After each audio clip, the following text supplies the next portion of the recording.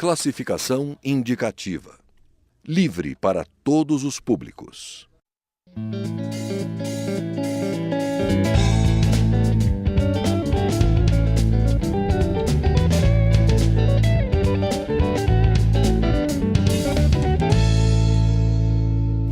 Olá! Os gastos públicos brasileiros tiveram um crescimento médio de 5,8% ao ano, acima da inflação entre 1997 e 2015. Esse aumento foi um dos responsáveis pelo problema fiscal enfrentado hoje pelo governo federal.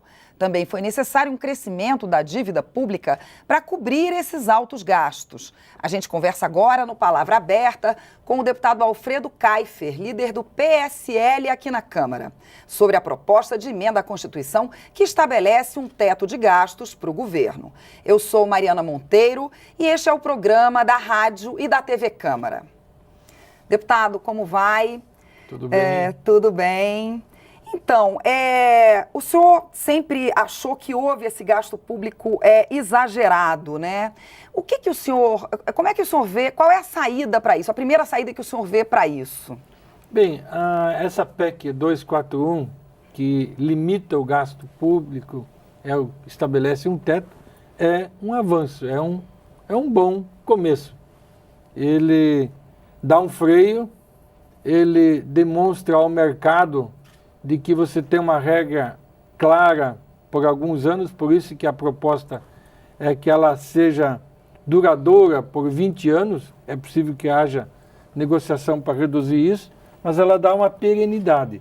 Então esse é um ingrediente bom, mas ele não é por si só a solução do problema do déficit público. Se a gente fizer matematicamente uma conta, você mantiver o gasto pela inflação, mas mantiver a receita como está, e há um compromisso, há um objetivo de não aumentar a carga tributária, nós vamos continuar com um déficit não só primário, como já está definido para 2017, que a gente vai ter em números redondos 140 bilhões de reais esse ano, nós estamos fechando com 170, tá? E 2018 vamos repetir um déficit primário, sem levar em conta que, somado a isso, você tem um déficit nominal, porque no déficit primário desses 140 bilhões de reais não estão computados os juros da dívida, que nós vamos continuar aumentando e transformando isso numa bola de neve, e a gente não sabe até onde isso pode ser controlado. Em algum momento isso pode estourar. O senhor é autor de uma outra PEC, a PEC 265, que propõe limites de endividamento, né? O que mais ela propõe? Veja bem, eu vejo assim, se a gente colocasse um tripé, a PEC 241, ela limita o gasto público.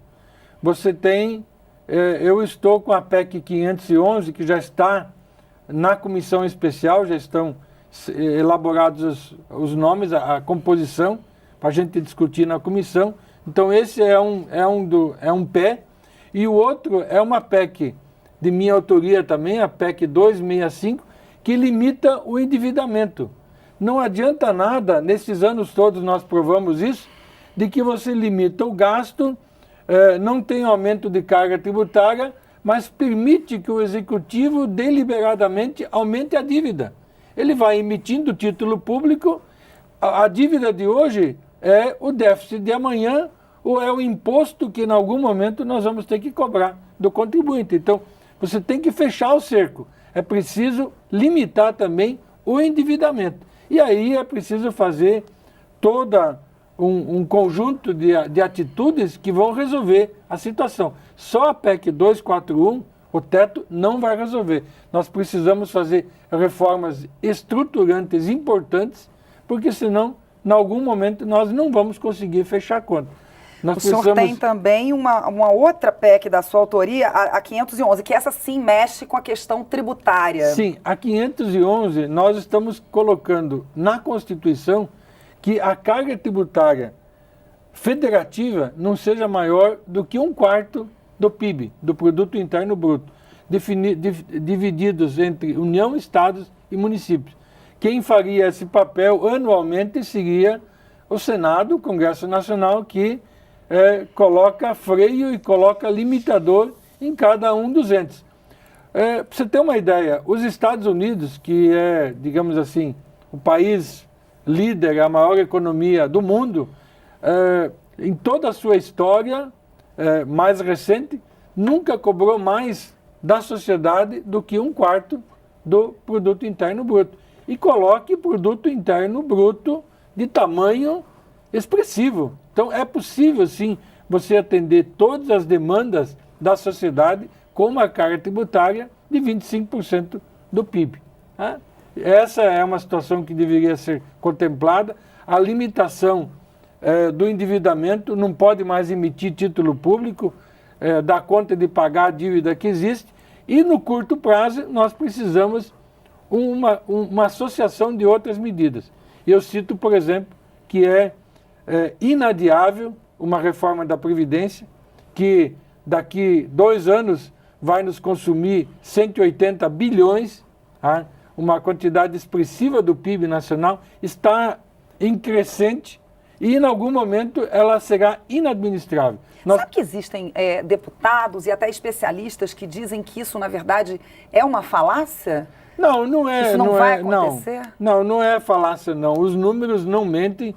A nossa estratificação demográfica leva a essa conclusão.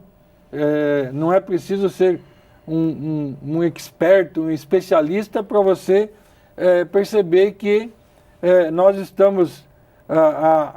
as pessoas com idade mais jovem são menos no conjunto da população e as pessoas de mais idade cada vez aumentam mais. Então você tem uma modificação daquele gráfico e vai acontecer demográfico, que vai fazer com que, em algum momento, mais pessoas recebam aposentadoria do que as pessoas que contribuem.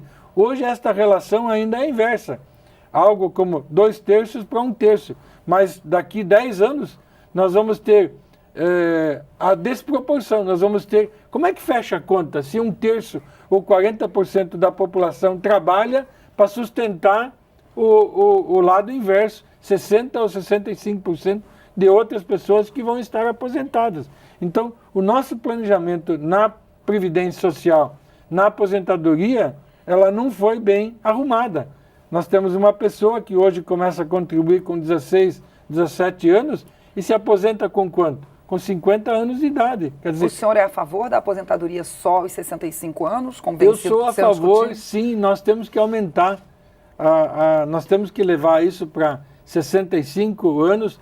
Tem alguns países que levaram isso para 67 anos. Né? O grande X da questão é como você fazer a transição. Há um direito conquistado que será muito discutido, mas você também tem uma situação de que se você levar isso num planejamento para consertar em 10, 15 ou 20 anos, as finanças públicas não vão dar conta disso e a gente vai acabar tendo uma ruptura fiscal no nosso país que vai quebrar essa situação. Então é preciso criar mecanismos de transição, mas é urgente que o déficit da Previdência seja solucionado. Uma última pergunta, a gente já está terminando aqui. Eu queria saber do senhor, é uma pergunta até que eu faço a outros deputados também. O senhor acredita que depois desses 30 anos que vem se tentando a reforma tributária, é possível, com tantos interesses de estados que estão representados aqui pelos senhores, cada estado quer uma coisa, existe a guerra fiscal, é possível fazer realmente a reforma tributária? É possível, sim. A natureza humana, normalmente, ela reage quando ela não tem mais saída. Isso são fatos históricos mundiais. O mundo fez grandes transformações quando ele foi apertado, quando ele foi inquirido para fazê-las. Na sociedade brasileira, nós faremos a reforma tributária, no amor ou na dor. E nós estamos vendo que está muito próximo da gente ter que fazer uma reforma tributária pela dor. Né? Os estados quebrados, a situação fiscal incontrolável, a sociedade brasileira não suporta mais arrancar dinheiro dela para o Estado brasileiro, para a sustentação do Estado brasileiro. Então é preciso urgentemente, sim, e nós teremos que fazer a reforma tributária, reduzindo carga efetiva, racionalizando, desburocratizando em quantidade de impostos e distribuindo melhor os recursos entre União, Estados e municípios. Tá bom, deputado, muito obrigada pela sua presença aqui. Eu conversei com o deputado Alfredo Kaifer sobre o projeto que estabelece teto de gastos para o governo, entre outros projetos. Eu sou Mariana Monteiro e esse foi o Palavra Aberta. Obrigada pela sua audiência, pela rádio e TV Câmara. Você pode conferir essa e outras edições do programa no site câmara.leg.br/palavra aberta. E a gente fica por aqui. Até mais.